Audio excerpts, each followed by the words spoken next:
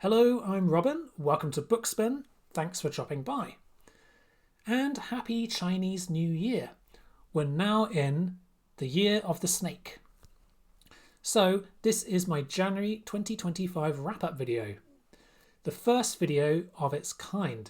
So this is something that I'm experimenting with this year, monthly wrap-up videos, in which I briefly go over the books that I've been reading during the month and give something of a preview of what might be on the cards for the following month.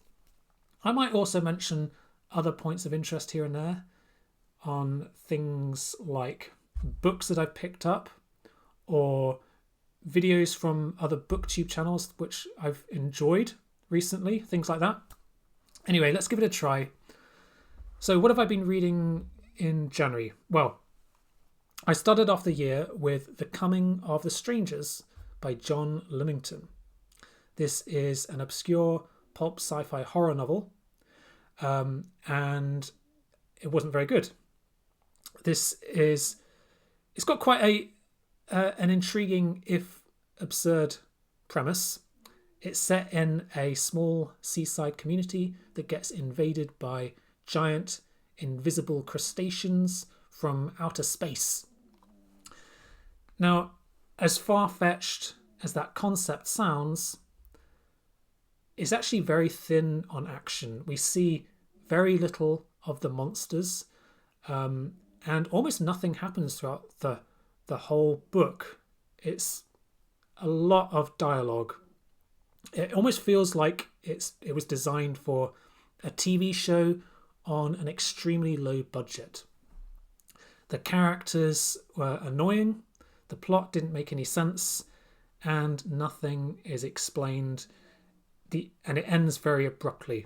All in all, not a satisfying read. It was pretty awful, actually.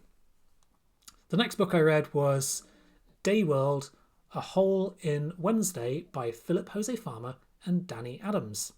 So I'm gradually making my way through the Day World series. This book was published long after the original series was published. And in fact, it was published posthumously after Farmer died. Danny Adams, who is his great nephew, picked up the original manuscript for this novel and turned it into Day World, A Hole in Wednesday.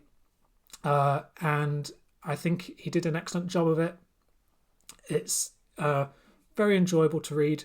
It's a kind of post-apocalyptic dystopian thriller set in a very intriguing vision of the future in which people only are allowed to live one day of the week, one allocated day, and then they spend the rest of their time in suspended animation.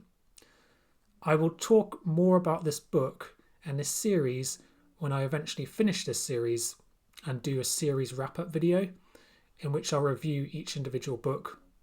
So that will happen at some point. The next book I read was Foundation and Empire by Isaac Asimov, the second book of the Foundation trilogy, which I thought was a step up from the first book. Epic world building, interesting concepts. The writing style is pretty dated, but the introduction of the mule character in this book made the story much more intriguing, and I really enjoyed it in the end. So I look forward to continuing that series. The next book I started reading was Shroud by Adrian Tchaikovsky. I haven't finished this one yet. So this is a new release. In fact, it hasn't actually been published yet. I'm reading an ARC. This is a survival tale about two scientists who crash land and get stranded on a moon of a distant exoplanet. I am enjoying this one a lot, but I won't say too much here. A review will be coming soon. Finally, I've also been listening to an audiobook. This is not science fiction, this is non-fiction.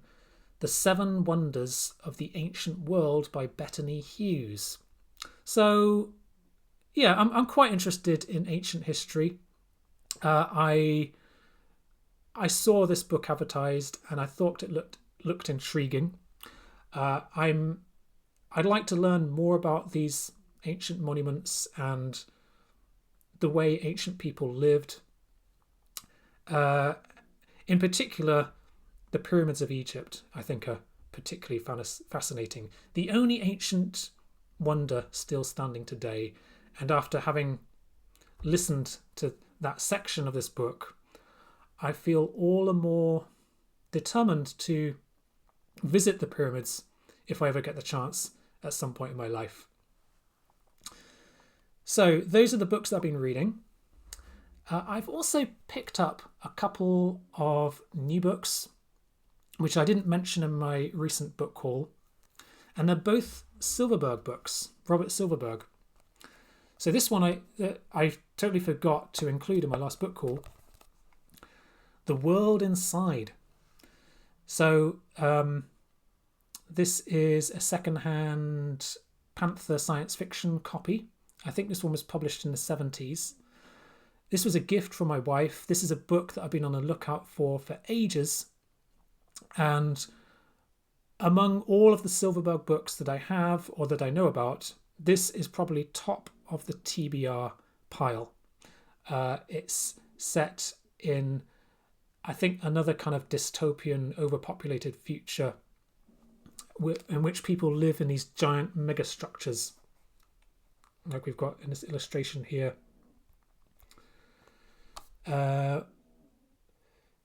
800,000 plus people live in 1,000-story superstructures. Yeah. A chilling masterpiece, says Manchester Evening News. So yeah, I definitely want to read this one soon. The other Silverberg book that I've picked up is A Time of Changes. Again, also Panther science fiction. And look at that amazing cover art. Isn't that stunning?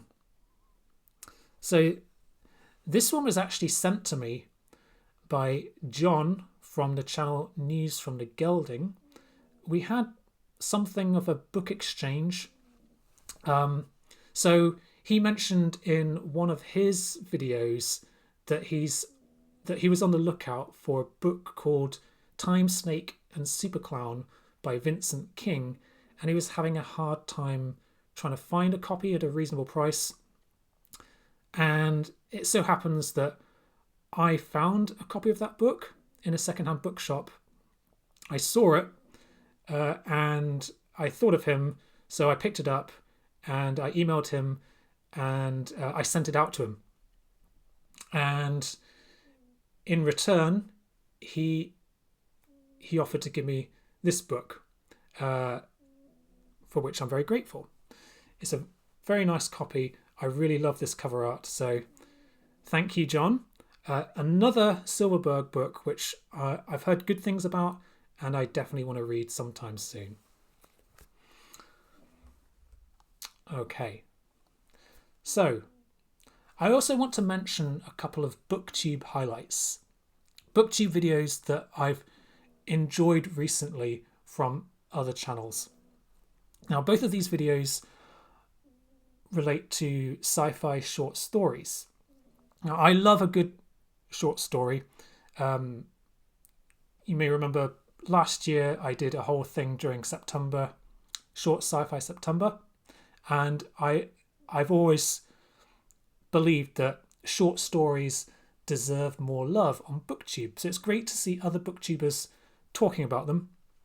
So Gareth from Book Songs and Other Magic released a video called Top 10 Science Fiction Short Stories.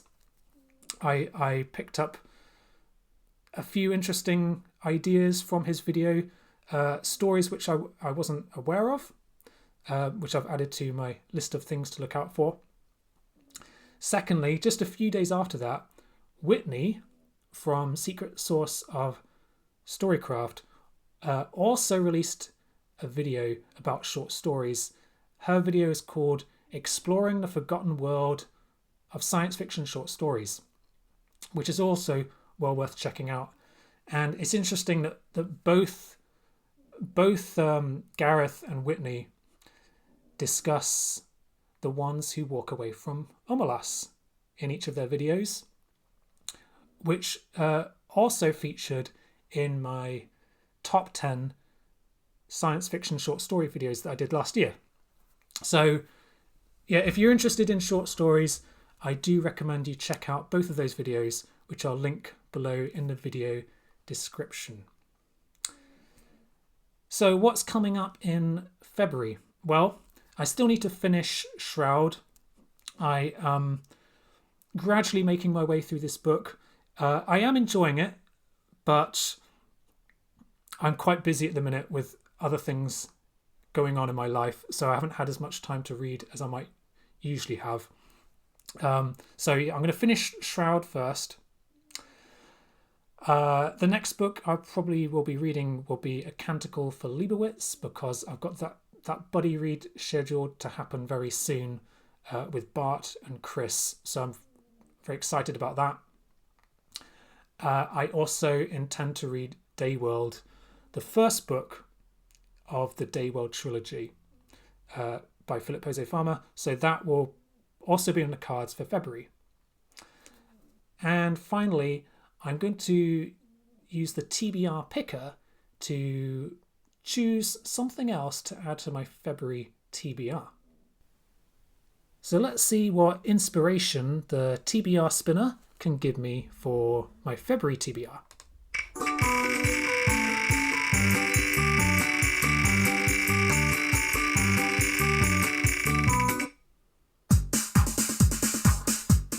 A book with a spaceship on the cover. All right, so I've looked through my bookshelves and I've picked out 3 books with spaceships on their covers that I thought looked quite interesting. Starting off with 5 to 12 by Edmund Cooper, with what looks like a crashed spaceship in the background. So it says here, the 21st century is drawing to an end. Earth's social structure has undergone a complete reversal. Women dominate society and men have been reduced to the status of manipulated objects. Into this changed world comes Dion Quern, a self-styled troubadour who refuses to conform to the social norm. But he discovers that women are superior to men in both bodily strength and number. And how can one man hope to change a whole society? A brilliantly ingenious blend of satire and science fiction, says the Sunday Times. So that could be interesting. I've not read Edmund Cooper before. Or for something more modern, we've got Simon Jimenez, The Vanished Birds. Now, I have heard very good things about this one, and I do like the cover. This extraordinary science fiction epic is perfect for fans of big ideas and intimate reflections, say Publishers Weekly. So, yeah, for something a bit chunkier and more modern, maybe this is one to go for. And finally, I've got a vintage hardback short story collection, Destination Universe by A.E. Van Vogt. Now, this is a book that ever since I picked it up last year, I've been very intrigued to get stuck into.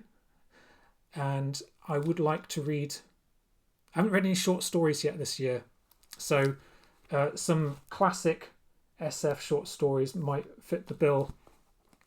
So, yeah, I would enjoy any of these. But you know what? I'm going to go for A.E. Van Vogt. Again, an author I've never read before.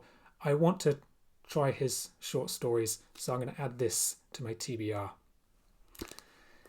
Anyway, that's all for today. Thank you for watching. I'll see you again soon.